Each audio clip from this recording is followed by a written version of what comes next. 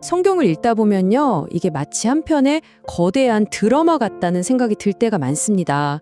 오늘 우리가 함께 떠나볼 여정도 바로 그런 이야기인데요. 인류의 슬픈 출발점이었던 동쪽문에서 시작해서 하나님의 가장 깊은 임재의 공간, 바로 지성소에 이르기까지의 그 놀라운 여정을 함께 따라가 보겠습니다.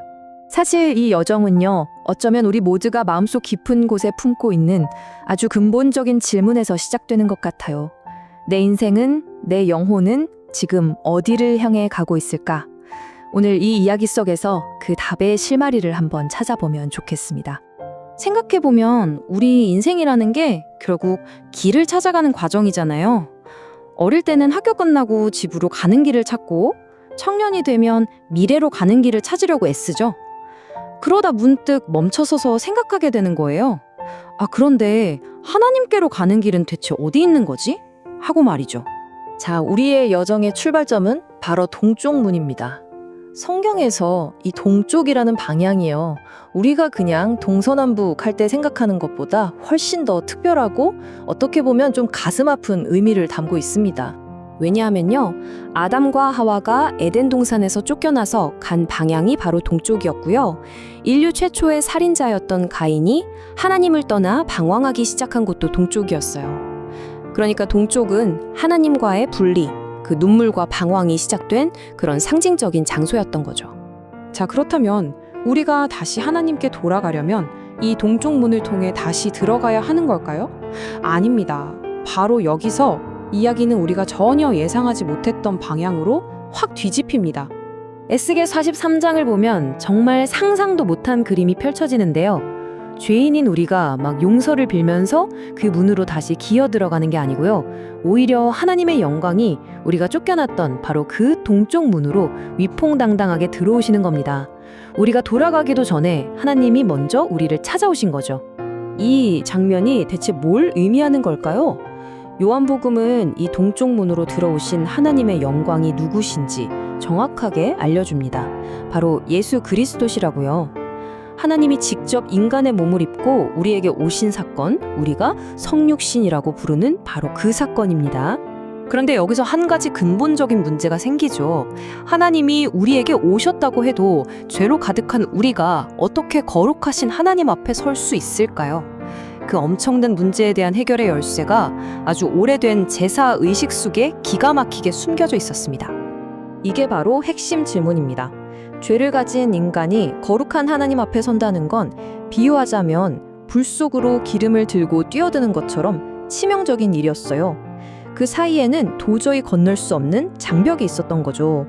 레위기 16장을 보면 이 문제에 대한 하나님의 아주 드라마틱한 해답이 나옵니다.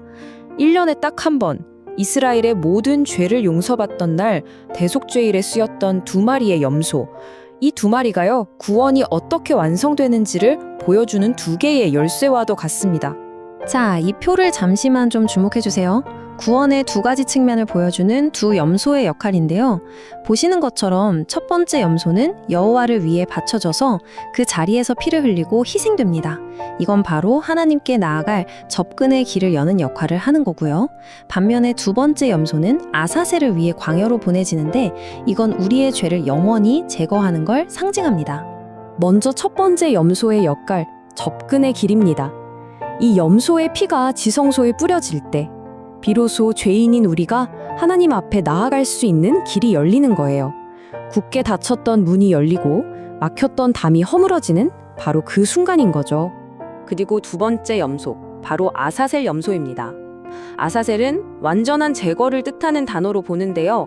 이 염소는 백성의 모든 죄를 짊어지고 아무도 없는 광야로 보내져서 다시는 돌아오지 않아요. 시편 103편 말씀처럼 동쪽이 서쪽에서 먼 것처럼 우리의 죄를 우리에게서 영원히 그리고 완전하게 떼어내는 걸 의미합니다. 근데 이 접근과 제거라는 개념이 사실 조금은 추상적으로 들릴 수 있잖아요. 이 희생적인 사랑이 얼마나 실제적이고 또 강력한 건지 한 아버지의 실화를 통해 한번 생생하게 느껴보겠습니다. 1988년에 있었던 아르메니아 대지진 당시의 일입니다. 한 아버지가요, 지진으로 무너져 내린 학교 건물 잔해 속에서 아들을 찾기 위해 무려 38시간 동안 맨손으로 돌무더기를 파냈습니다. 구조대마저 포기하고 철수한 그런 상황이었어요. 마침내 작은 틈이 열렸고 그 안에 아들 아르만과 14명의 아이들이 살아 있었습니다. 아들이 어둠 속에서 웅크리고 있던 친구들에게 이렇게 외쳤다고 해요. 거봐, 내가 우리 아빠가 꼭 올 거라고 했잖아. 바로 이거예요. 아버지가 피 흘리는 손으로 돌무더기를 뚫어서 아들이 나올 길을 만든 것처럼 예수 그리스도께서 십자가에서 피 흘리심으로 하나님께로 가는 길을 가로막고 있던 그 단단한 죄의 담벼락을 당신의 온몸으로 부수고 뚫어내신 겁니다. 그래서 히브리서 기자는 이 구원을 세 개의 아주 강력한 단어로 선언합니다. 첫째, 단번에 이루어졌기 때문에 더 이상 반복할 필요가 없고요. 둘째, 영원히 유효하기 때문에 그 효력이 절대 끝나지 않습니다. 그리고 셋째, 완전하게 완성되었기 때문에 우리가 거기에 더 보탤 것이 아무것도 없다는 겁니다. 자, 이제 길은 열렸고 우리는 안전하게 지성소 안으로 들어왔습니다. 근데 이야기가 여기서 끝나면 좀 아쉽죠. 사실 가장 놀랍고 감동적인 마지막 장면이 아직 남아 있습니다. 에스겔 44장에 보면 하나님께서 들어오신 그 동쪽 문을 다시 닫고 영원히 열지 말라고 명령하십니다. 이거 정말 이상하지 않나요?